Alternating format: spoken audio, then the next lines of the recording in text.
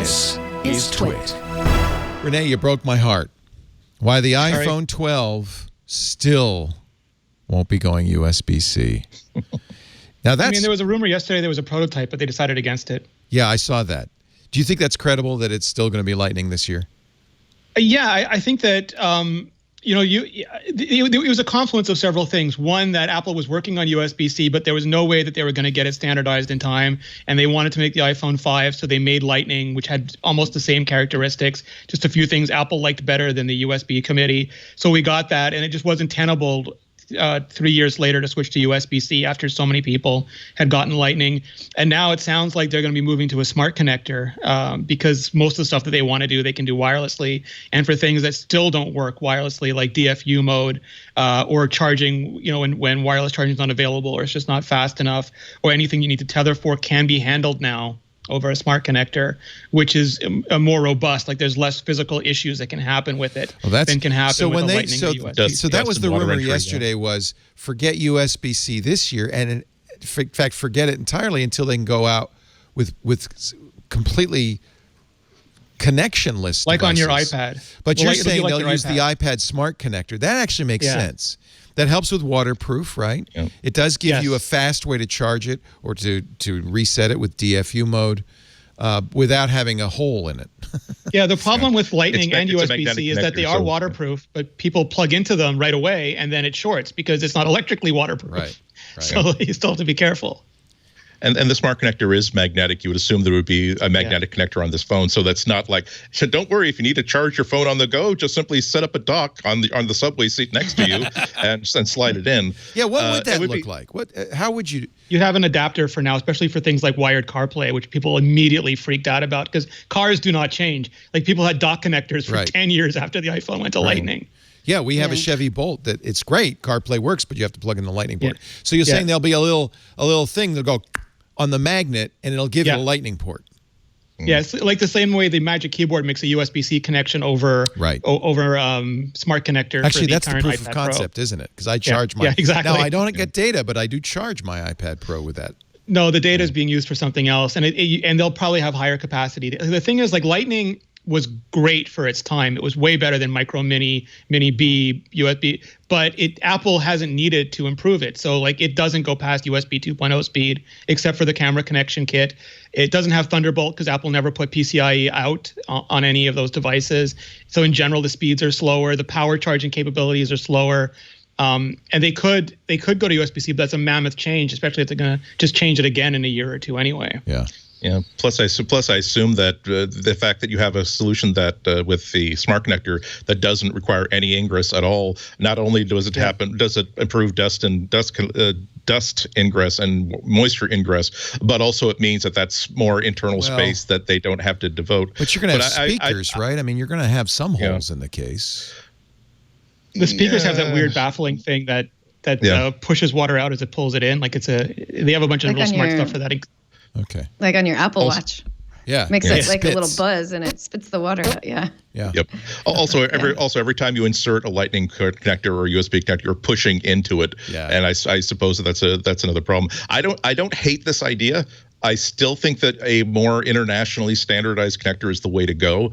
But if as I always say, take something away from me, that's fine, but give me something back in return. And I don't think that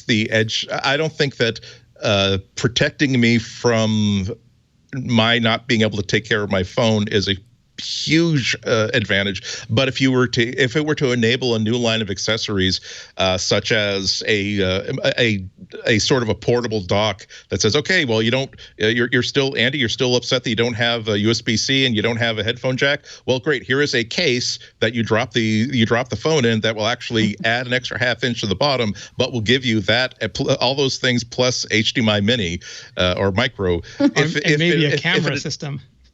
Yeah, exactly.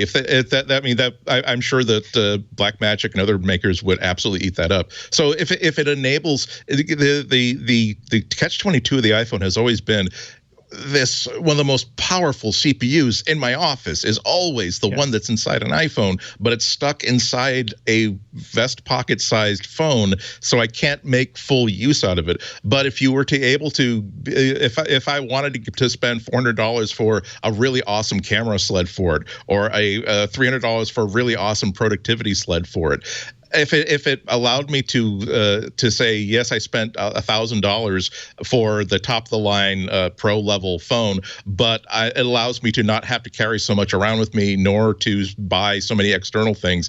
That's why I don't hate that idea. That's a very interesting idea. I love it. I would like it bifurcated. I would like it if the iPhone 12. I'm calling it the iPhone 12 mini because it's just going to be cute and small. The iPhone 12 mini and the iPhone 12 had. iPhone 13 mini and iPhone 13 had the smart connectors, and the Pros got USB-C for exactly the same reasons the iPad Pro does. It's like, it just feels like if you put the word Pro on it, like MacBook Pro, iPad Pro, iPhone Pro, those kind of people would benefit from a super high-speed charging, super high-speed connections, all the things that you get with USB-C. And they're also the only people on Earth who can tell a USB-C, a USB-C PD, and a Thunderbolt 3 cable apart. Because why make the same connector when all the cables are different?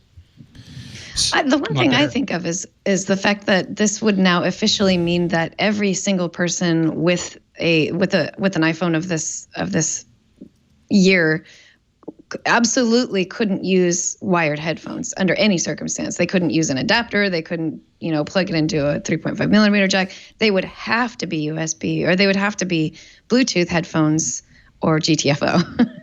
Or smart connector adapters for headphones, which can be cute too. I don't They're think that would work, though. A magnetic smart adapter, I don't think would work. I think the movement of our heads and where we place our phones, I don't think a smart connector would be a safe connection. Well, it's the anti-case thing. You make it a case that hits the pogo plugs on the back, and then it gives you, But is this something that Apple would offer, for free? We've had these smart connectors for a while. I don't see a huge number of third-party smart connector devices. Probably that's Apple. very true. It's an expensive licensing. I know I've talked to some developers of keyboards that it's just too cost prohibitive for them to be able to keep the case price down. Yeah. So Apple, particularly when Bluetooth is free. Yeah. If you're going to do this, Apple, it would be nice if you lowered the licensing fee, because it would be fun to.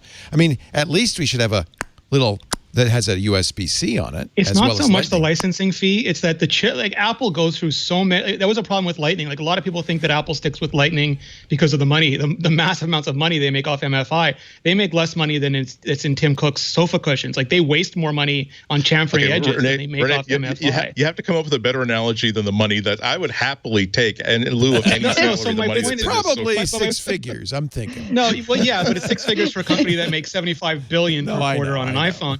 But the thing is that they literally couldn't make enough chips. Like Apple was, it wasn't so much the licensing fee as you had to be licensed. It was a process, yes, but you literally could not buy the chips because Apple was sucking every chip they could make out of the supply chain. Yeah, but I love Andy's vision of a variety of devices going on that smart connector. Too. And Apple, it would behoove Apple to make that doable. But they'd have to make the chips not like they could make the fee zero, and if you can't get a chip, you can't get a chip. Yeah, that's true. Yeah. So make the chips, Apple. You have resources. I'm sure they're thinking of it. I'm sure they want to do it.